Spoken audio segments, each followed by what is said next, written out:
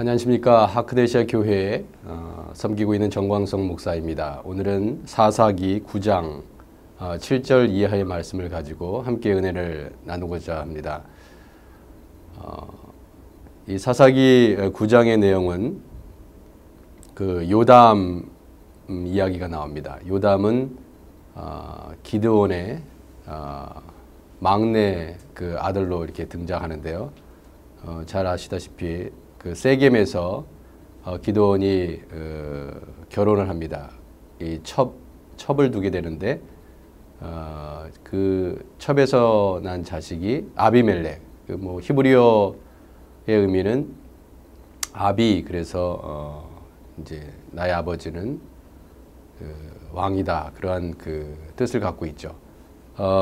그런데 그 아비멜렉이 형제 70명을 죽이고 자기가 왕이 되는 그런 일이 벌어집니다. 그 형제를 뭐 배다른 형제이긴 하지만 다 죽인 것이죠. 근데 구사일생으로 요담이 살아남게 된 것이죠. 그래서 왕으로 그렇게 등극이 되는데 이 일에 대해서 요담이 그리심산 꼭대기에 가서 그의 목소리를 높여 그들에게 외쳐 세겜 사람들에게 내 말을 들으라 하면서 나무 비유를 이야기합니다. 첫 번째 나무가 감람나무, 또 무화과나무, 포도나무, 그리고 가시나무 이야기가 나오는데 이제 하루는 나무들이 나가서 기름을 부어 자신들 위에 왕으로 삼으려 하여, 그래서 감람나무 얘기를 첫 번째 합니다. 여러분, 감람나무라는 것은 우리가 그 올리브 나무라고 이제 알려진 나무인데요. 그 제사장이나 왕을 기름 부어 세울 때 꼭 감람나무유, 올리브유가 필요하죠. 그래서 이스라엘 그 삶에 있어서 가장 필요한 그 나무 중에 한 나무가 아닌가, 그런 생각을 합니다. 그런 감람나무가 9절에 보면은 그들에게 이르되 내게 있는 나의 기름은 하나님과 사람을 영화롭게 하나니 내가 어찌 그것을 버리고 가서 나무들 위에 우쭐대려 한지요 하면서 나무들 위에 왕이 되는 것을 겸손하게 사용하는 것을 볼 수 있습니다. 두 번째 나무 무화과 나무 역시도 여러분, 이 무화과 나무는 어떤 것으로 잘 알려져 있냐면 그 히스기야 왕이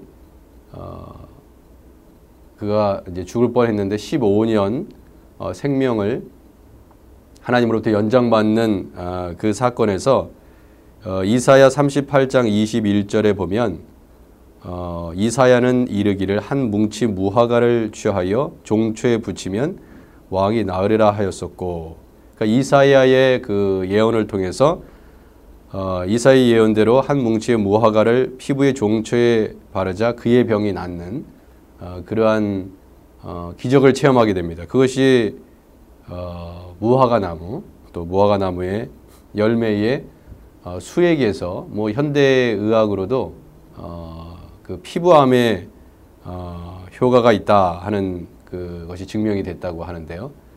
그 무화과 나무 굉장히 이스라엘 역사 속에서, 그리고 또 아담과 하와가 하나님께 범죄한 이후에 그 자기들의 몸이 벗은 줄 알고 무화과 나무 잎을 엮어서 자기의 신체를 가렸던 그런 일이죠. 그래서 뭐 유대인들은 이 일 때문에 그런 건지 이 선악과가 무화과 나무가 아니냐, 뭐 이렇게 랍비들 사이에서는 이런 이야기가 있다고 합니다.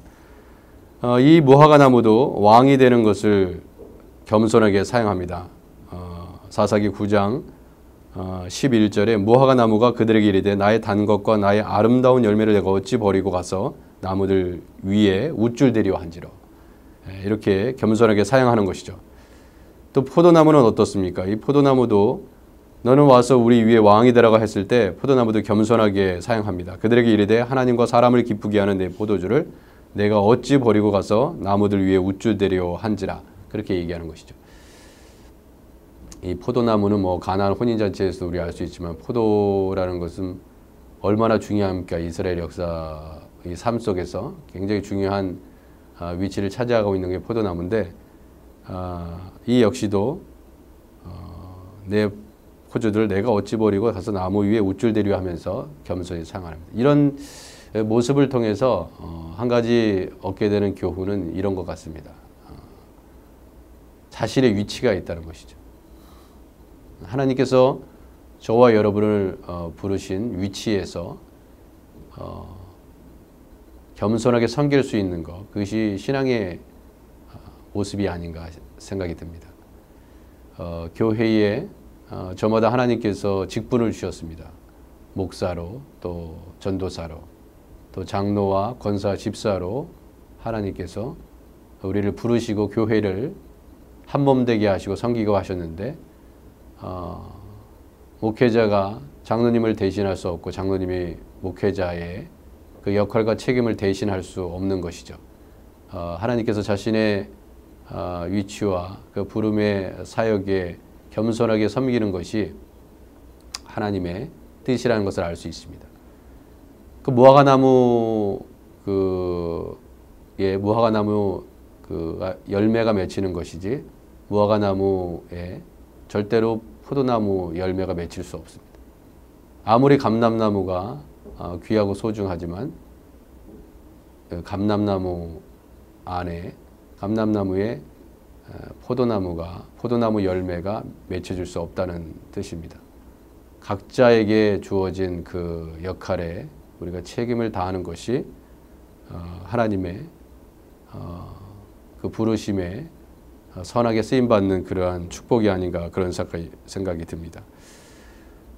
사사기 9장 15절에 그런데 가시나무가 나무들에게 이르되 만일 너희가 참으로 내게 기름을 부어 너희의 왕으로 삼겠거든 와서 내 그늘에 피하라.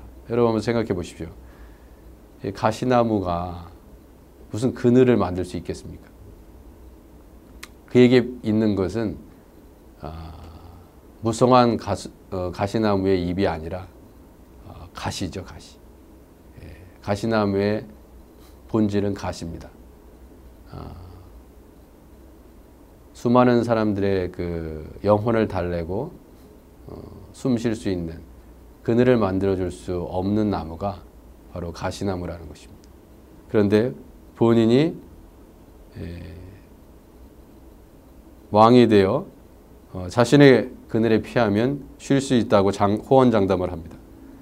그리고 이내 그리하지 아니하면 불이 가시나무에서 나와서 레바논의 백향목을 사를 것이니라 하였느니라. 오히려 위협을 가하는 것이죠. 결코 이 가시나무와 같은 사람은 리더가 될 수 없습니다. 세상의 리더가 될 수 없고 또 교회의 리더가 될 수 없다는 것을 오늘 분명하게 말씀을 통해서 가르칩니다. 오히려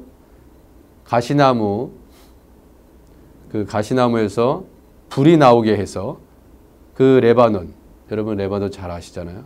그 레바논에서 솔로몬이 백향목을 수입해서 예루살렘 성전을 짓게 됩니다. 그 왕 중의 왕, 나무의 왕 중의 왕인 그 백향목이라고 불리는 그 나무를 사르게 되는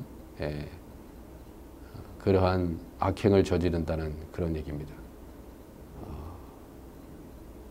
교회에서 정말 꼭 필요한 리더, 자신의 위치를 알고 또 겸손하게 겸허하게 하나님의 일을 감당할 수 있는 그러한 감람나무처럼 또 무화과나무처럼 포도나무처럼 살아가시는 저와 여러분의 삶이 되시기를 주님의 이름으로 축복해 드립니다. 감사합니다.